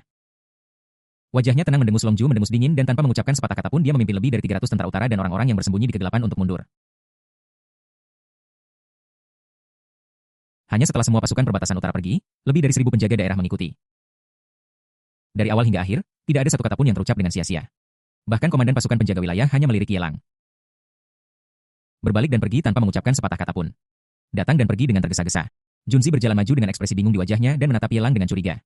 Samsara dengan rasa ingin tahu bertanya, apa yang terjadi? Apakah pria parubaya tadi benar-benar panglima kepala pengawal wilayah Jiangnan? Kenapa aku ingat bukan orang ini sebelumnya? Dan kenapa dia ada di sini? Dia sangat bingung. Entah dia salah ingat atau orangnya diganti. Tapi apapun alasannya siapa sebenarnya panglima kepala pengawal wilayah Jiangnan itu? Kalaupun Yelang memiliki latar belakang yang kuat, tidak mungkin orang penting yang sebenarnya begitu rendah hati untuk menyelesaikan masalah untuknya, kan? Sama sekali tidak perlu untuk itu. Hanya dengan sepatah kata dari pria parubaya itu. Dia bisa mengirim anak buahnya untuk menyelesaikan masalahnya. Mengapa dia harus melakukan perjalanan sendiri? Dan dia pergi begitu saja tanpa mengatakan. Meskipun aku tidak mengenalnya, dia berutang budi yang sangat besar padaku. Aku baru saja meneleponnya dan dia datang. Yelang menguap, memeluk pinggang ramping Lun Hui, dan menariknya lebih erat ke dalam pelukannya. Samsara seharusnya menolak, setidaknya di depan Junzi. Seharusnya dia tidak membiarkan Yelang bertindak begitu sembrono. Tapi aku tidak tahu kenapa. Ketika aku memikirkan rangkaian kejadian yang baru saja terjadi, aku tidak ingin dan tidak bersedia untuk melawan bahkan Junzi memalingkan kepalanya dengan bijaksana sehingga dia hanya bisa tersipu dan membiarkan dirinya dipeluk. Malu memang malu rasa ingin tahu di hatinya tidak mereda wajah Samsara yang seharusnya dingin tetap memerah dan dia menatapnya seperti bayi yang penasaran. Aku secara tidak sengaja membunuh 1 atau 200 penjaga daerah sebelum Yelang menggaruk pinggangnya yang ramping. Inti dari reinkarnasi bukanlah di sini, tidak ada kelainan sama sekali, dan dia masih berkata dengan kebingungan di wajahnya. Kamu membunuh penjaga wilayah, bukankah seharusnya kamu membuat musuh dengan komandan penjaga wilayah? Mengapa dia berutang budi sebesar itu padamu sehingga dia datang ke sini untuk membantumu menyelesaikan masalah ini? Yelang mencubit pantatnya dengan geli dan berkata, kenapa kamu tidak bisa berpikir jernih saat aku memelukmu? Tidakkah kamu mau memikirkannya sendiri? Bukankah kamu bilang bahwa komandan penjaga wilayah itu? Bukankah itu berarti ada orang lain yang berada di posisi ini sebelumnya? Jika pria tadi ingin dipromosikan, pasti ada alasannya. Sesuatu pasti telah terjadi jelas, 1 atau 200 penjaga daerah yang tidak sengaja saya bunuh adalah alasannya. Sulit untuk menjelaskan beberapa alasan mengapa pendahulunya pergi bagaimana mengatakannya. Ngomong-ngomong, kakek saya sangat kesal ketika dia melihat saya diganggu, terutama karena orang itu bukan orang yang terlalu bersih. Jadi dia hanya dikirim kembali ke rumah untuk memelihara ikan. Yelang menghela nafas melindungi kekurangan seseorang. Ketika menyangkut melindungi orang sendiri, siapa yang bisa sehebat orang tua ini? Orang lain melindungi orang mereka sendiri. Tetapi orang tua itu selalu melindungi mereka dan menjadi cemas bab 439 reinkarnasi dan saudari Xiao Lun Hui mengerutkan bibirnya. Ragu sejenak dan akhirnya tidak mengatakan apa-apa. Dia merasa bahwa dia telah melebih-lebihkan latar belakang Yelang sebelumnya. Tetapi semakin dia mengenal keluarga itu, semakin dia menyadari bahwa keluarga Ye jauh lebih dari yang dia bayangkan. Kekuatan Tuan Ye begitu besar sehingga dia tidak bisa mengejarnya. Itu benar-benar dapat memengaruhi promosi atau penurunan pangkat komandan pasukan penjaga daerah. Dia menundukkan kepalanya, dan saat Yelang memegang tangannya, dia maju selangkah, tetapi dihentikan oleh Yelang. Kamu mau kemana? Samsara mendongak dengan rasa ingin tahu, bukankah kamu bilang kamu ingin pergi dari sini? Yelang memasang ekspresi lucu di wajahnya. Barusan aku pergi agar orang-orang dari wilayah utara itu melihat, tetapi sekarang semua orang sudah dipindahkan, kenapa aku harus pergi lagi? Mari kita kembali. Kita semua perlu mencari rumah. Ada satu yang sudah jadi dan tidak ada yang mengawasi kita. Mengapa kita harus lari lebih jauh? Lun Hui menundukkan kepalanya dan mengikuti langkah Ye Lang. Tanpa menoleh ke belakang, dia dibawa ke gedung tempat dia tinggal sementara. Junzi melihat ke belakang dan memastikan bahwa dia tidak lagi dibutuhkan sebagai bola lampu. Kemudian dia berbalik dan masuk ke dalam Maybach dengan patuh. Dia tidak pergi, tetapi berhenti di gerbang kompleks perumahan. Selalu waspada untuk mencegah orang-orang bodoh dari utara kembali. Setelah, Ye Lang kembali ke apartemen kecil dengan 2 kamar tidur dan 1 ruang tamu. Dia mengambil teko berisi air hangat yang belum dingin dan menuangkan secangkir teh untuk Lun Hui. Minumlah lebih banyak air dan penuhi cairan tubuhmu. Anda baru saja pulih dan tubuh Anda perlu mempercepat metabolisme sehingga air sangat penting. Samsara memegang air hangat itu dengan kedua tangannya. Seolah-olah dia ingin menggunakan cangkir itu untuk menutupi pipinya. Dia bersandar pada cangkir itu dan berbicara dengan lembut. Hari semakin larut. Saya tidak punya peralatan dapur apapun di sini, jadi tidak nyaman untuk makan. Bagaimana kalau kita pergi makan di luar saja? Saya tidak tahu apa yang terjadi. Berada sendirian di sebuah ruangan dengan Ye Lang, terutama tanpa urusan mendesak lainnya di pikiran saya selalu merasa ada sesuatu yang salah. Mata Ye Lang begitu jernih tetapi beberapa adegan yang tak terkatakan akan selalu muncul di benaknya dari waktu ke waktu. Saya benar-benar tidak tahu apakah trauma psikologis yang disebabkan oleh Ye Lang terlalu besar. Atau apakah pemikirannya telah berubah dan dia mulai memiliki kesadaran independen dalam aspek itu. Makanan di restoran itu tidak terlalu higienis dan Anda baru saja pulih dari cedera Anda. Jadi tidak cocok untuk Anda untuk sering bergerak. Tinggal saja di rumah dan istirahat yang cukup. Pesan saja makanan dan makan. Ye Lang dengan ramah menghibur Lun Hui, tetapi dalam hatinya ingin membantah. Makanan di restoran itu tidak higienis. Mungkinkah makanan pesan antar lebih sehat dan bergizi? Namun, saat Ye Lang dengan sengaja mendekatinya di sofa dan memegang tangannya, dia menelan semua bantahannya. Pemberontakan? Tidak, tidak, tidak. Dia sekarang tidak berniat untuk melawan sama sekali dan dia bahkan tidak tahu betapa dia merindukan saat-saat ketika Ye Lang berinisiatif untuk peduli padanya. Tapi bagaimanapun juga, waktu yang begitu lama telah berlalu, dan terutama karena dia tidak pernah memiliki kontak normal dan intim seperti itu dengan Ye Lang. Untuk sesaat, dia tidak terbiasa dengan itu. Tanpa sadar aku membuat alasan, aku merasa sedikit tidak nyaman, aku akan mandi dulu. Setelah mengatakan itu, dia mengangkat kepalanya, mengerutkan bibirnya, dan menatap mata Ye Lang. Jika dia ditolak, dia tidak akan memaksakan diri untuk melakukannya. Dia tidak bisa membiarkan usaha Ye Lang sia-sia. Aku datang jauh-jauh ke sini hanya untuk memberinya teratai salju Tianshan 1000 tahun, jenis yang tidak tega aku ambil sendiri.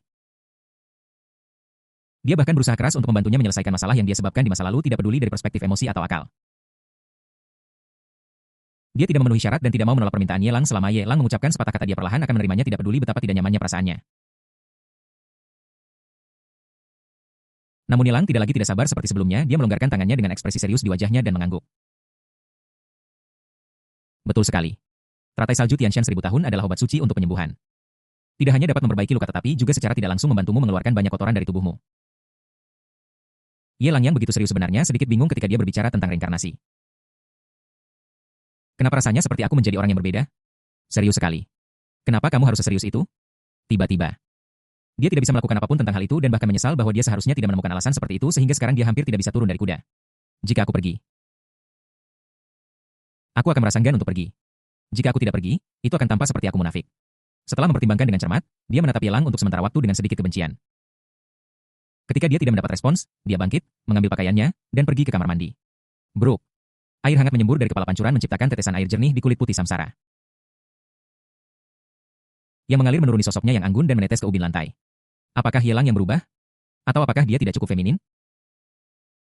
Atau apakah setelah didapatkan seseorang menjadi sangat tidak signifikan? Air hangat memercik di pipinya dan pertanyaan terus muncul di benak Samsara. Jika Ye Lang masih sebrutal dulu, dia paling banter hanya akan mengatakan dia tidak bersedia, tetapi dalam hatinya dia akan sangat senang melihat pemandangan seperti itu. Tetapi tiba-tiba Ye Lang menjadi begitu serius sehingga dia merasa cemas dan khawatir sesaat. Dia mulai ragu apakah dia tidak cukup menarik, apakah Ye Lang merasa bahwa dia tidak signifikan jika tidak. Bagaimana bisa dia menjadi orang yang berbeda dan tidak peduli sama sekali tentang hal-hal ini? Pikiran Ye Lang berada dalam keadaan bingung saat dia berjuang untuk mencari tahu apa yang terjadi di benaknya. Menambahkan suara air mengalir dari pancuran, dia tidak mendengar suara-suara kecil di luar kamar mandi.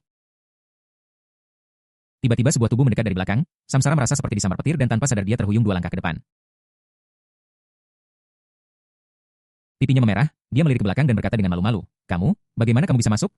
Wajah Ye Lang penuh integritas. "Kamu baru saja pulih dari luka-lukamu, kamu pasti telah mengeluarkan banyak kotoran dari tubuhmu. Sulit bagimu untuk menggosok punggungmu, aku akan membantumu menggosok punggungmu, bukankah pakaianmu akan basah? Aku tidak punya pakaian untukmu berganti." Lun Hui tidak berpikir demikian di dalam hatinya, tetapi yang keluar dari mulutnya adalah kata-kata penolakan. Ye Lang tidak terlalu peduli. 3 detik 5 potong pakaian terlepas dengan bersih selama aku tidak memakainya. Mereka tidak akan basah. Dengan kata lain, dia mengenakan sedikit pakaian, jika tidak Yelang harus melakukan aksi khusus. Mengganti 18 potong pakaian dalam 3 detik seolah-olah itu sangat mudah. Tentu saja, premisnya adalah 18 potong pakaian itu dikenakan oleh gadis-gadis lain.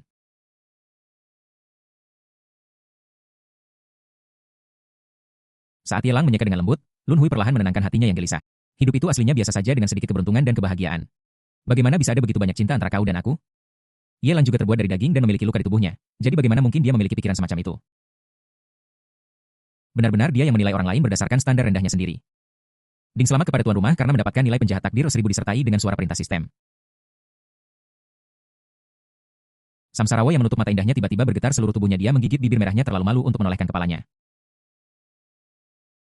Suaranya bergetar, kau maksudmu apa dengan ini? Yelang menunjukkan senyum hangat.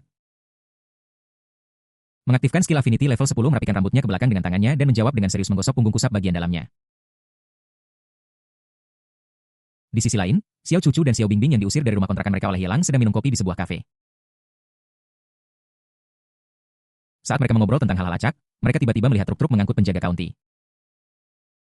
Mereka menyadari ada sesuatu yang salah, dan kedua saudara perempuan itu saling memandang dan mengikuti. Setelah mengikuti selama beberapa waktu, dia melihat bahwa banyak orang berhenti di luar pos pemeriksaan, jadi dia menggunakan keahliannya untuk menemukan blokade. Ada sesuatu yang salah. Orang-orang yang menghentikan orang yang lewat barusan seharusnya adalah tentara utara. Seragam yang mereka kenakan unik. Ada juga truk yang mengangkut penjaga daerah menuju arah yang sama. Itu adalah tempat tinggal sementara kakak senior keempat. Mungkinkah tentara perbatasan utara dan tentara garda kabupaten menyerang kakak senior keempat pada saat yang sama? Xiao Bingbing bergumam dengan gugup meskipun ada konflik di antara para saudari di sekolah yang sama. Mereka semua memiliki perasaan yang mendalam satu sama lain. Mereka tumbuh bersama, jadi bagaimana mungkin mereka menutup mata terhadap penderitaan saudara perempuan mereka? Situasinya kritis, tidak ada waktu untuk memberitahu kakak senior dan yang lainnya, mari kita pergi ke sana dulu melihat situasinya. Dan selamatkan kakak senior Lun Hui terlebih dahulu, seharusnya berita tentang kakak Lun Hui yang membunuh seorang pejabat tinggi di wilayah utara telah terungkap. Dan sekarang orang-orang dari wilayah utara menargetkannya. Xiao Cucu tahu banyak tentang beberapa hal yang terjadi ketika Lun Hui menjadi pembunuh di dunia bawah tanah. Hal terpenting adalah dia pernah bekerja sama dengan kakak senior keempat. Dia akan menggunakan gosip untuk memberitahu kakak senior keempat dan memintanya untuk membantu menangani banyak penjahat jahat yang tidak dapat ditangani dengan cara normal secara internasional. Terus terang, kasus di utara terkait dengannya. Penghapusan file selanjutnya juga dilakukan oleh para pemimpin tertinggi untuk mencegah orang-orang di utara terlibat terlalu dalam. Jadi itu ditekan, lemparkan semua konsekuensi kepada saudari senior keempat yang termasuk dalam dunia bawah dan biarkan dia yang disalahkan. Kali ini, saudari senior keempat terluka parah dan dikepung serta dihadang oleh tentara perbatasan utara dan tentara garda kabupaten. Aku khawatir dia akan berada dalam situasi putus asa. Dia memutuskan bahwa apapun biayanya, dia harus menyelamatkan saudari keempat dengan selamat. Bagaimanapun juga namun, kekuatan manusia tidak sebanding dengan 4 roda ketika kedua saudara perempuan dari keluarga Xiao tiba di gerbang kompleks perumahan. Tempat itu sudah kosong dan tidak ada seorang pun di sana. Hanya di pintu masuk komunitas ada jejak pertempuran. Sesuatu terjadi. Mungkinkah kakak senior keempat terbunuh? Xiao Bingbing berkeringat dingin. Xiao Cucu dengan cepat menggelengkan kepalanya. Mustahil, bahkan jika kakak senior keempat terluka parah, dia tidak akan serapuh itu. Terlebih lagi, jejak pertempuran di sini belum dibersihkan. Jika kecelakaan benar-benar terjadi, bagaimana mungkin tidak ada noda darah? Mari kita pergi periksa kediaman kakak senior keempat terlebih dahulu. Kedua saudara perempuan dari keluarga Xiao dengan cepat bergegas menuju gedung tempat tinggal Lun Hui tinggal. Adegan ini dilihat oleh prajurit yang duduk di Maibach tidak jauh dari sana. Dia mengeluarkan ponselnya, mengetik pesan teks, dan mengirimkannya ke tuan muda. Setelah hampir 1 menit, dia tidak menerima balasan. Dia hendak meneleponnya untuk menjelaskan semuanya. Tetapi setelah memikirkannya, dia melirik jam tangannya dan memastikan bahwa tuan muda telah berdua dengan Nona Samsara selama lebih dari setengah jam.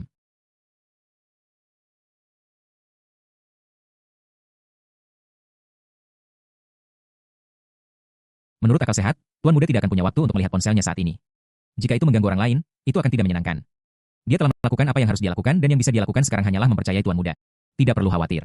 Dalam hal cinta antara pria dan wanita, dia hanyalah seorang adik laki-laki di depan tuan muda. Junzi diam-diam mengambil ponselnya dan mulai menonton siaran langsung lagi. Dia mengirim 10 roket kepada seorang emesang dan menikmati serangan terima kasih dari penyiar wanita dewasa ini. Saat ini Xiao Cucu dan Xiao Bingbing sudah tiba di depan pintu Lun Hui. Setelah berulang kali mengetuk pintu tanpa mendapat jawaban, mereka menendang pintu itu hingga terbuka karena marah. Xiao Bingbing melihat sekeliling dengan cemas. Kakak tingkat 4 SST Xiao Cucu memberi isyarat untuk diam. Menarik lengan adiknya, menunjuk kedua cangkir di meja kopi. dan menunjuk ke arah kamar mandi melalui kaca buram. Dia bisa melihat cahaya di dalam. Karena sifat khusus profesi mereka, kedua saudara perempuan itu memberikan perhatian khusus untuk mengamati aspek-aspek halus ini. Aku bisa melihat triknya sekilas, kakak senior keempat. Apakah itu kamu Xiao Cucu dan Xiao Bingbing mendekat dengan hati-hati? Sudah menghunus senjata, mereka akan bergegas masuk jika ada sesuatu yang tampak tidak beres. Setelah sekian lama, tepat ketika kedua saudari itu hendak mendobrak pintu kamar mandi, reinkarnasi di dalamnya berbicara, "Ini aku." Xiao Bingbing menarik senjatanya, menutupi dadanya yang bengkak, dan menghela napas lega. "Kau membuatku hampir mati ketakutan, kakak senior keempat. Betapa bodohnya dirimu. Kenapa kau tidak mengatakan apapun saat mengetuk pintu? Aku pikir ada orang-orang dari Tentara Utara atau penjaga kabupaten di sana." Ngomong-ngomong, barusan banyak sekali orang dari Tentara Perbatasan Utara dan pengawal kabupaten yang menuju ke sini. Apa kau tahu kenapa? Kakak senior keempat Samsara menggelengkan kepalanya dengan tegas. "Aku tidak tahu, kau baik-baik saja. Ayo pergi." Dia ingin menjelaskan. Tetapi situasi saat ini tidak memungkinkan dia untuk melakukannya karena takut mengungkapkan kekurangan. "Kenapa kau pergi? Sudah berapa lama sejak terakhir kali kita bertemu?" "Mandi saja. Kita semua keluarga, jadi apa yang perlu dikhawatirkan?" "Pasti kakak senior keempatmu. Jika orang lain yang mengatakan sesedikit itu, aku akan curiga ada pria yang bersembunyi di kamar mandi. Kamu sangat berhati-hati dengan kata-katamu karena kamu takut mengungkap kekuranganmu."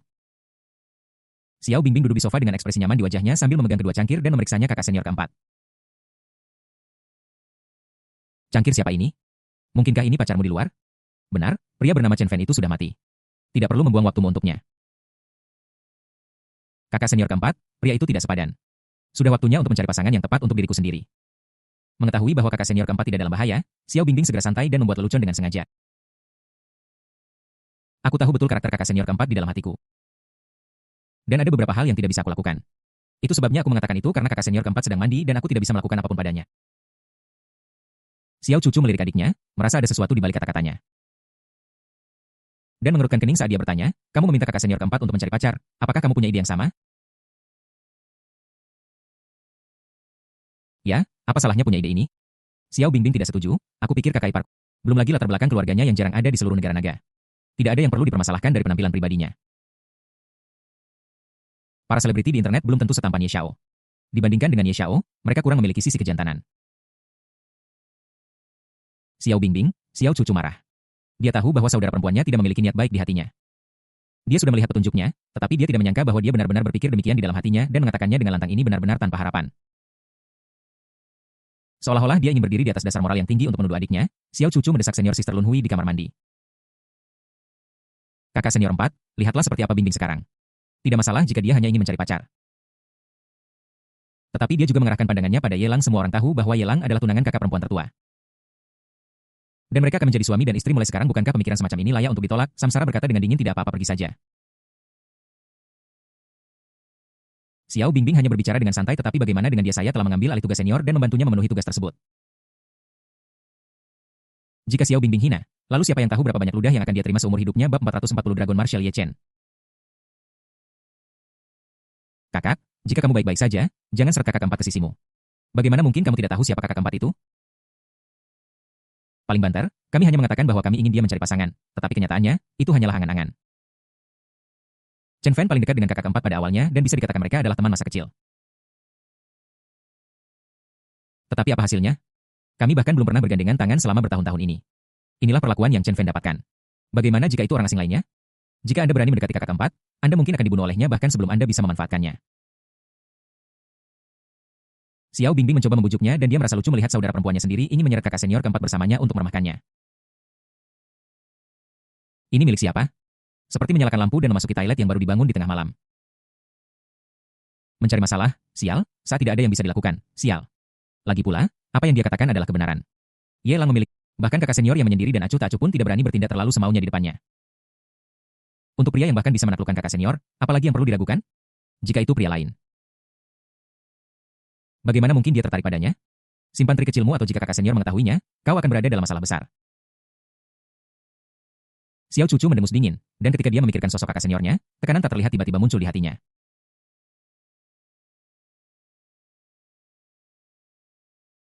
Si penakut akan mati kelaparan dan si pemberani akan mati karena kerakusan. Jika adik junior berani melakukan, Xiao Bingbing memutar matanya dengan tidak setuju. Sementara kedua saudara perempuan itu mulai menyelidiki lebih jauh masalah Yelang.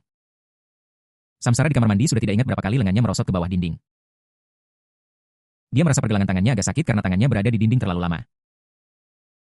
Aku ingin mencoba cara mandi yang berbeda tetapi aku takut dengan suara air yang jatuh langsung ke lantai.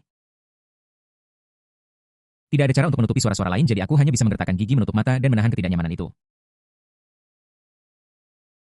Ding selamat kepada host karena mendapatkan nilai penjahat takdir 1000. Ding selamat kepada host karena mendapatkan nilai penjahat takdir 10002.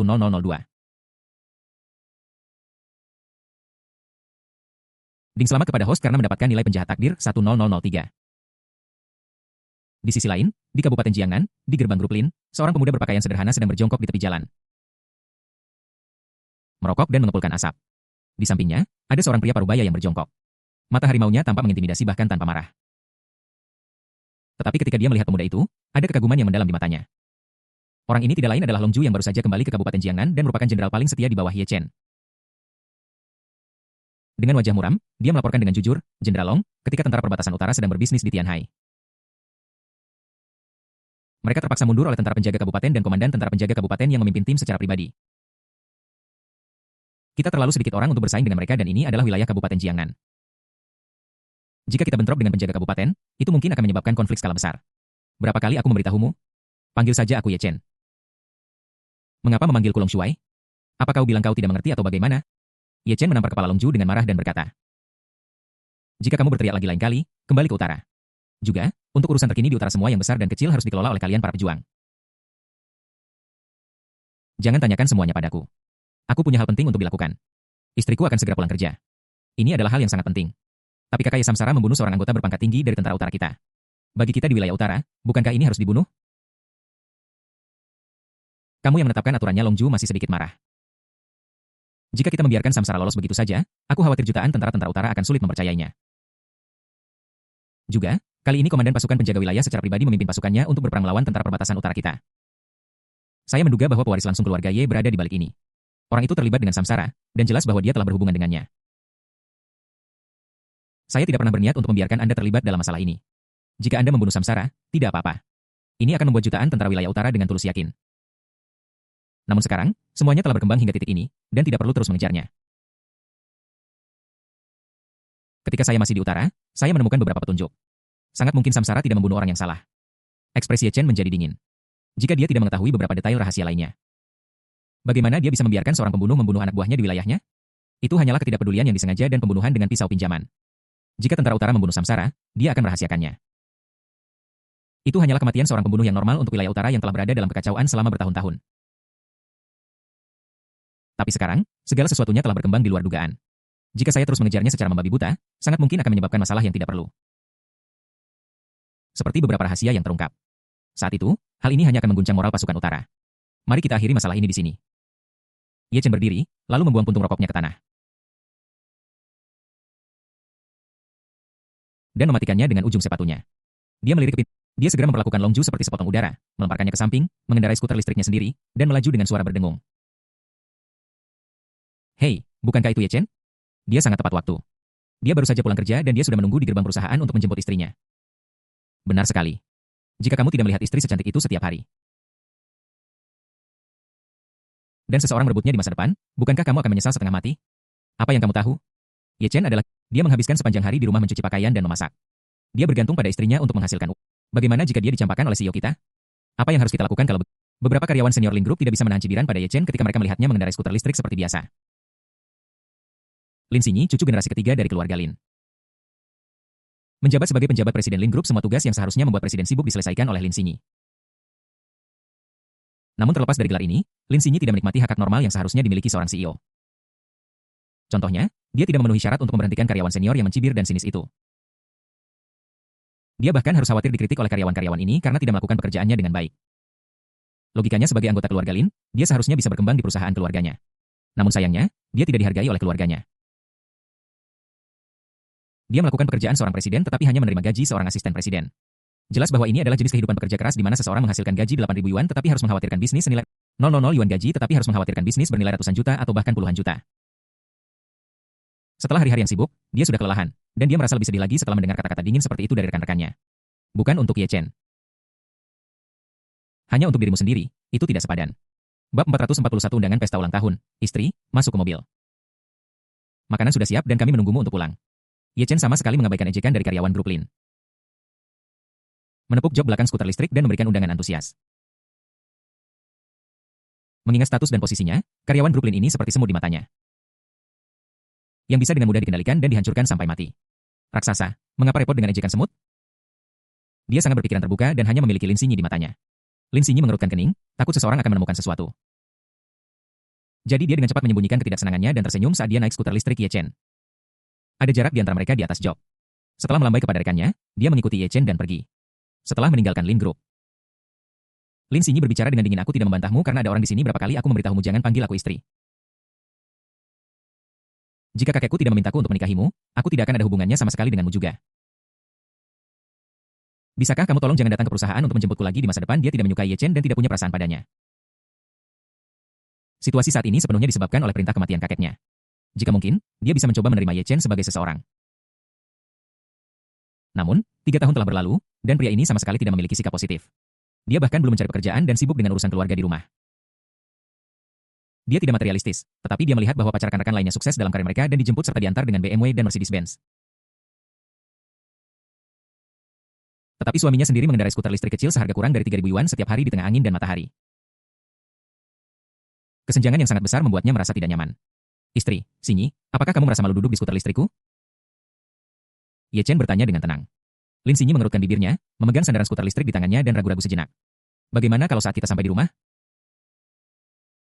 Aku akan bicara dengan ibu dan menggunakan gaji yang aku titipkan padanya untuk membelikanmu mobil sebagai uang muka dan kemudian kamu bisa pergi dan mendapatkan SIM. Datang jemput aku setelah pulang kerja dan ketika kamu punya waktu luang, kamu juga bisa mengantarku atau semacamnya. Dia tidak ingin terus berbicara tentang topik ini karena takut menyakiti perasaan Ye Chen. Bukannya aku menyukai pria ini. Saya hanya berpikir bahwa meskipun Ye Chen tidak berguna dan tidak punya masa depan, dia sangat rajin dalam 3 tahun terakhir. Sebagai pria dewasa, dia menjaga rumah tetap bersih. Tidak peduli seberapa tidak berperasaannya dia tidak bisa menyangkal upaya Ye Chen dalam hal ini.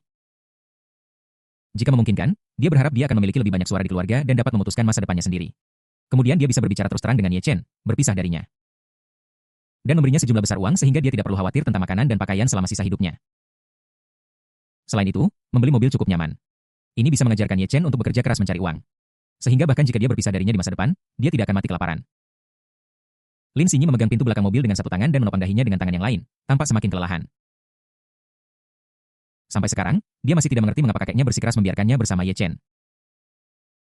Setelah kakekku meninggal, tidak ada kesempatan bagi orang lain untuk mengetahui alasannya. Ye Chen mengendarai skuter listrik kecil dan membawa Lin Sinyi kembali ke komunitas sipil biasa di Kabupaten Jiangnan. Setelah membuka pintu dan memasuki rumah kecilnya sendiri, Ye Chen langsung dimarahi begitu masuk. Kamu, bajingan kecil yang hanya makan dan tidak menghasilkan uang, bukankah sudah kubilang berkali-kali untuk tidak menjemput Sinyi? Kenapa kamu pergi lagi? Tidakkah menurutmu sudah cukup memalukan bahwa kita memiliki menantu laki-laki tidak berguna seperti kamu di keluarga kita? Apakah aku harus mengendarai sepeda listrik rusak dan nongkrong di gerbang perusahaan setiap hari? Ibu Lin Sinyi, Zhang Yuhui, meraung dan bergegas maju seperti harimau betina menunjuk jarinya ke arah Ye Chen dan mendekatinya selangkah demi selangkah. Hampir saja menunjuk hidungnya dan memukulnya. Ibu, Anda tidak bisa menyalahkan Ye Chen untuk ini, dia baik hati. Dia menjemputku karena dia melihat aku terlalu lelah bekerja. Lin Sinyi mengerucutkan bibirnya dan membela Ye Chen. Benar-benar keluar dari integritas batinnya, berpikir bahwa Ye Chen tidak boleh dikritik dalam hal ini. Bagaimana kalau kita membeli mobil?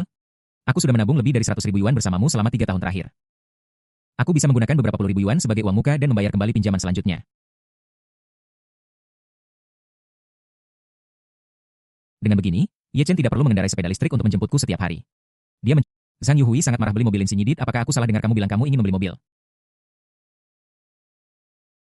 Apa kamu tidak tahu bagaimana situasi keluarga kita mengingat status ayahmu di keluarga Lin dan gajimu saat ini? Apa menurutmu kamu mampu membeli mobil dan kakakmu kamu sudah mengambil semua uang dariku? Dari mana kakakmu akan mendapatkan uang untuk pernikahannya?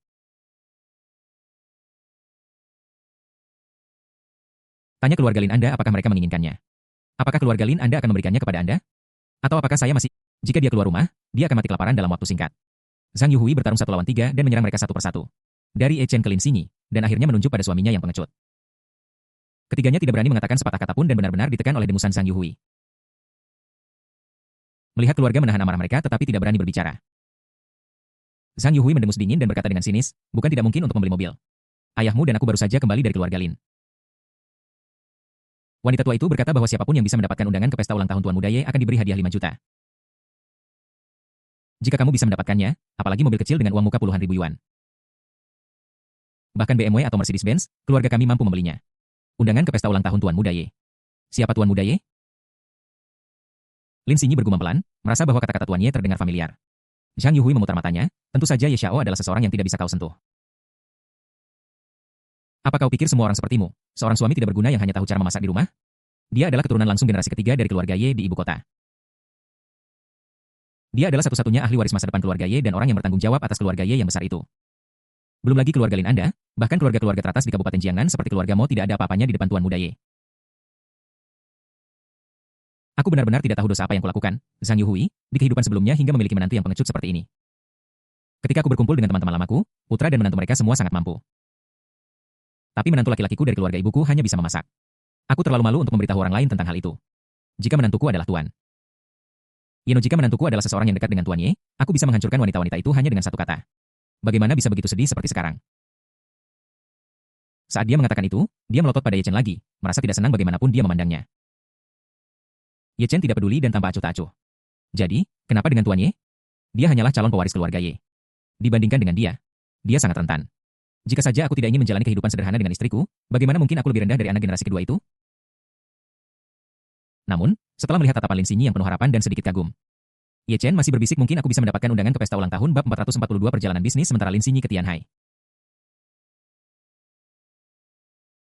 Melihat antisipasi Lin Xinyi yang bersemangat, Ye Chen tidak keberatan membantunya mendapatkan undangan untuk membuat situasi di rumah menjadi lebih baik. Dia hanya ingin menjalani kehidupan biasa, dia tidak ingin mengungkapkan identitasnya, juga tidak ingin Lin Xinyi memandangnya dengan kagum dan takut.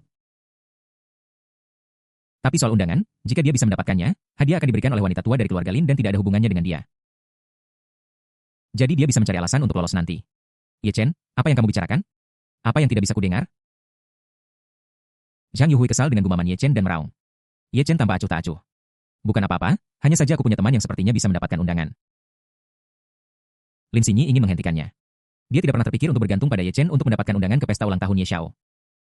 Orang macam apa Ye Xiao itu? Dia seperti naga sungguhan di langit. Dan mereka paling banter adalah ikan yang berenang di kolam.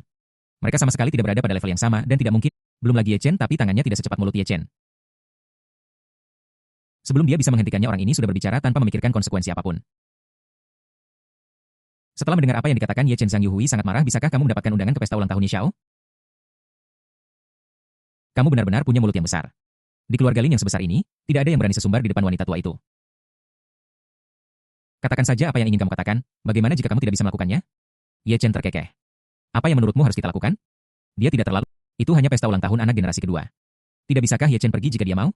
Apalagi berpartisipasi. Bahkan meminta Ye Lang untuk datang dan merayakan ulang tahun wanita tua itu bukanlah sebuah fantasi.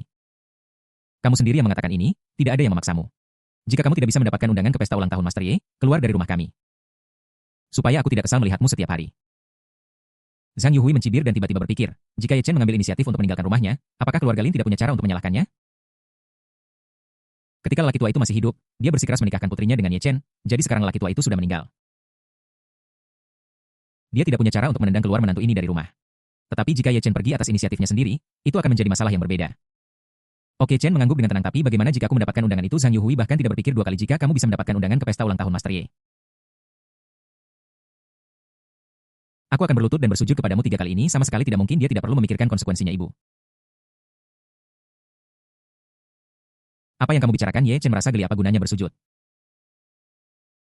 Bagaimanapun juga kau lebih tua dariku. Berhentilah menatapku dan mencari-cari kesalahanku di masa depan. Dia tidak peduli Zhang Yuhui bersujud padanya, tetapi dia harus mempertimbangkan. Zhang Yuhui mendengus dingin, tidak ingin melihat menantu pengecut ini lagi. Jadi dia bangkit dan pergi ke dapur dan mulai makan sendiri tanpa menunggu suami dan putrinya.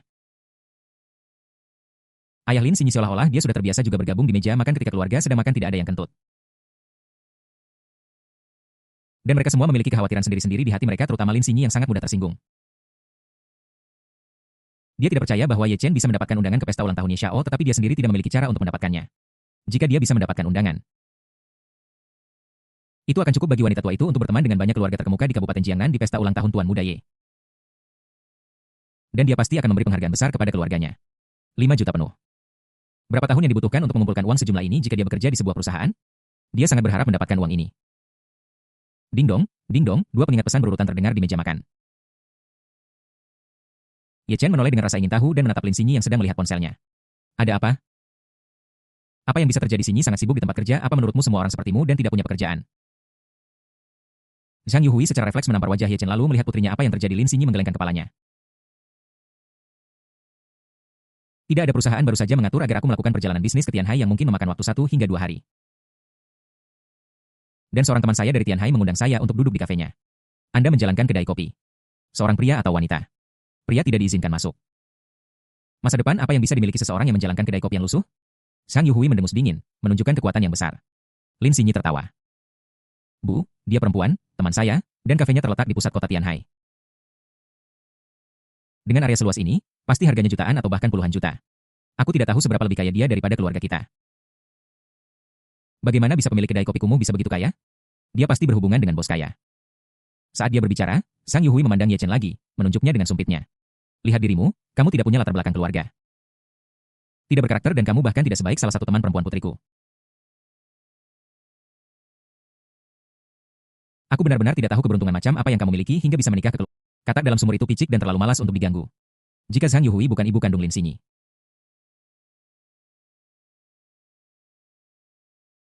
Dia bisa membungkamnya selamanya hanya dengan satu tamparan. Beberapa jam berlalu dalam sekejap mata. Saat Lin Xinyi yang telah menerima tugas perjalanan bisnis sementara tiba di kota Tianhai, hari sudah hampir larut malam. Dan penanggung jawab perusahaan lain juga sudah pulang untuk beberapa urusan pribadi. Hidup sedang tidak baik-baik saja dan pekerjaan juga sedang tidak baik-baik saja. Untungnya, saya punya seorang teman di kota Tianhai yang bisa saya ajak mengobrol untuk membantu saya rileks.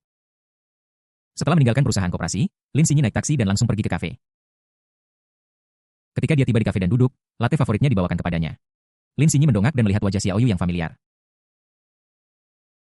Dia langsung menggelengkan kepalanya dengan pahit. Terkadang aku benar-benar ingin datang ke kota Tianhai untuk bekerja. Di Kabupaten Jiangnan meskipun aku memegang posisi tinggi, gajiku rendah dan aku menjadi sasaran di mana-mana jika aku datang ke kota Tianhai. Terlepas dari apakah aku bisa mendapatkan kenaikan gaji hanya dengan memiliki saudara perempuan yang baik sepertimu yang mengerti aku sudah cukup. Xiaoyu tersenyum, merapikan rok panjangnya, dan duduk di hadapan Lin Xinyi. Ada apa? Presiden Linku? Apakah sesuatu yang buruk terjadi padamu lagi? Apakah suamimu mempermalukanmu lagi, atau ibumu memaksamu untuk bercerai lagi? Keduanya. Ada satu hal lagi. Pekerjaan tidak berjalan dengan baik dan aku diminta untuk melakukan perjalanan bisnis. Aku akhirnya berhasil sampai di sini. Tetapi orang yang seharusnya saya hubungi ada urusan di rumah dan harus kembali pada menit terakhir. Jadi saya datang ke sini dengan sia-sia. Kuncinya adalah saya tidak punya cara untuk menemukannya. Lin Xinyi penuh dengan frustrasi. Dia mengambil kopi. Meneguknya dengan hati-hati, memicingkan matanya menikmati rasa pahit dan kelembutan di mulutnya. Dan menghela napas. Kamu sangat baik. Kamu tahu aku suka latte. Aku meminumnya di saat yang tidak menyenangkan ini. Rasa pahit bercampur dengan rasa lembut, benar-benar rasa yang berbeda. Xiaoyu menggoda sambil menunjuk seorang pria yang sedang minum kopi tidak jauh dari sana. Lihat, bukan hanya kamu yang merasa sengsara. Bab 443. Pertemuan tak terduga dengan putra sulung keluarga. Ya, orang ini sangat tampan. Setelah melirik pria yang minum kopi sendirian, Lin Xinyi menggumamkan sesuatu yang bersifat gosip kepada Xiaoyu. Dia tidak akan pernah bertindak seperti ini di depan orang lain. Hanya malam ini, aku merasa sangat tidak nyaman dan bertemu Xiaoyu yang begitu perhatian. Aku benar-benar menganggapnya sebagai sahabatku, jadi aku mengucapkan kata-kata yang tersembunyi jauh di dalam hatiku ini. Wah, Presiden Lin masih punya waktu luang untuk melakukan ini? Xiaoyu menggoda, bagaimana kalau aku mengenalkanmu pada seseorang? Omong kosong apa yang kamu bicarakan? Lin Xinyi memutar matanya dengan kesal. Aku sudah menikah, jika aku masih bertingkah seperti ini, bukankah orang-orang akan menertawakanku jika mereka tahu? Xiaoyu mengerucutkan bibirnya dan mengangkat bahunya tanpa daya. Oke, aku terlalu tiba-tiba. Presiden Lin You seharusnya tetap bersama suamimu yang telah kau nikahi selama 3 tahun tetapi kau belum pernah menggandeng tangannya atau mendapatkan surat nikah dengannya. Apakah kau marah? Lin Xinyi meminta maaf sambil tersenyum. Jangan marah jika kau benar-benar ingin mengenalkanku pada seseorang. Itu bukan tidak mungkin, tetapi setidaknya kau harus membiarkan Ye Chen dan aku putus dulu. Fakta bahwa dia dan Ye Chen bersama sepenuhnya dipaksakan oleh orang tua itu ketika dia masih hidup. Tidak ada cinta di antara mereka sama sekali. Itu benar-benar tidak dapat dijelaskan. Jika dia menolak untuk menerima, dia dan seluruh keluarganya akan dikeluarkan dari keluarga Lin. Ini juga alasan mengapa, sampai sekarang, meskipun ibunya ingin Ye Chen keluar, dia tidak berani melakukannya secara terang-terangan.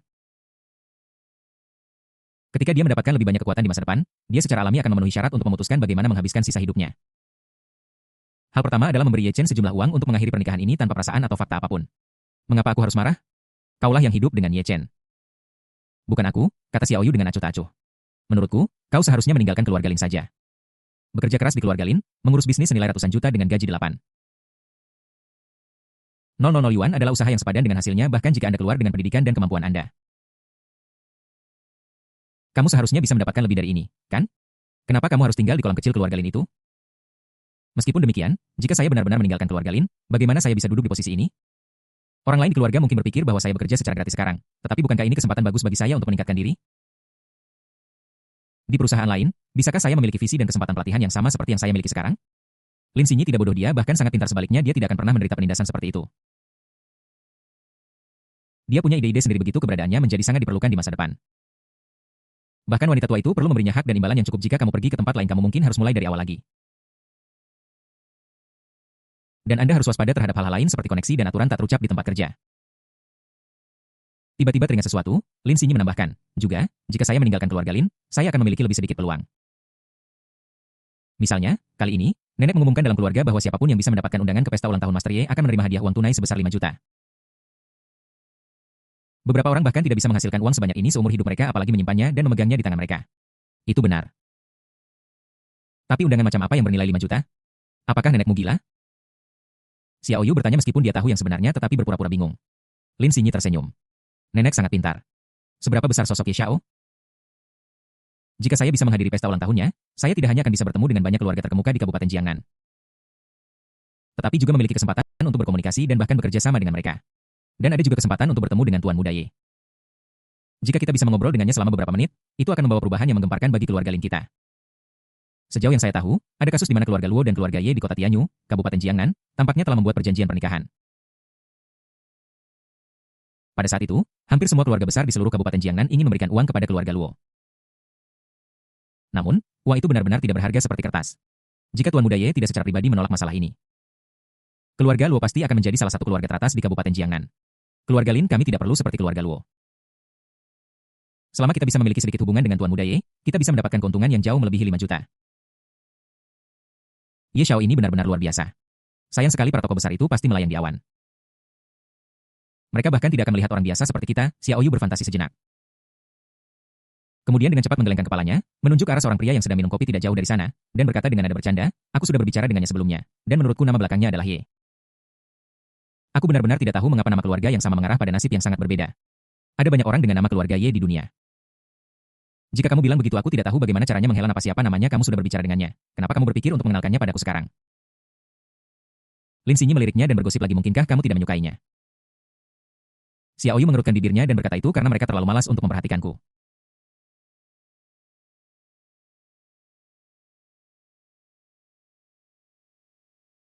Bahkan jika aku mencoba menyenangkan mereka, mereka tidak akan peduli padaku. Dia? Siapa namanya? Ye. Namanya Junzi. Namanya sepertinya Yelang. Itu seharusnya namanya. Dia segera menyadari ada sesuatu yang tidak beres. Dia menoleh dan melihat ke arah Yelang. Dengan teliti memeriksa pakaiannya. Ini adalah pakaian yang belum pernah dia lihat sebelumnya. Tetapi modelnya sangat lurus dan memiliki garis yang indah. Dia tidak tahu berapa harganya, tetapi pasti sangat mahal. Dia juga tidak mengerti beberapa barang mewah lainnya. Seperti jam tangan yang Yelang kenakan, nilai jam tangan itu saja sudah melebihi total nilai pesanan yang dia datang untuk tangani. Puluhan juta. Ada kemungkinan memiliki nama dan nama keluarga yang sama, tetapi jika usianya mirip kemungkinannya sangat kecil. Dan temperamen yang dibawa Yelang sepertinya bukan sesuatu yang dimiliki orang biasa. Matanya begitu tenang dan damai namun liar, seolah-olah ada binatang buas yang tersembunyi di bawah danau. Inilah temperamen yang hanya dimiliki oleh pria yang benar-benar mampu selain sahabatnya, Xiao Yu, meskipun dia hanya menjalankan kedai kopi. Benar-benar kelas 1 dalam hal penampilan dan sosok. Jika itu pria lain, apalagi Xiao Yu, asalkan Xiao Yu meliriknya. Tidak ada yang tahu berapa banyak pria yang akan mengikutinya dan mengejarnya dengan gila. Orang yang bisa menolak Xiao Yu dengan begitu tegas jelas bukan karakter biasa. Mungkinkah dia benar-benar Yelang, putra sulung keluarga Ye? Dia sedang minum kopi di kafe ini. Bagaimana mungkin ada kebetulan seperti itu di dunia ini? Itu adalah kebetulan yang luar biasa sehingga dia bahkan curiga sedang bermimpi. Bab 444 menenggelamkan kesedihan dalam anggur Xinyi. Apa yang kamu pikirkan? Apa kamu sedang melamun? Xiao Yu mengulurkan tangannya dan melambaikannya di depan Lin Xinyi. Melihat bahwa dia tidak menjawab, dia mulai mengeluh dengan kesal. Lin Xinyi tersadar dan dengan cepat menggelengkan kepalanya. Tidak ada, aku tidak memikirkan apapun. Apa kamu benar-benar memikirkan hal lain? Xiao Yu bercanda, jangan biarkan imajinasimu menjadi liar. Aku dan Yelang tidak seakrab yang kamu pikirkan. Tingkat mengetahui segalanya tentang seseorang belum tercapai. Bahkan jika aku mengenalkanmu padanya, dia mungkin tidak merespons. Lin Xinyi mengangguk, aku tahu.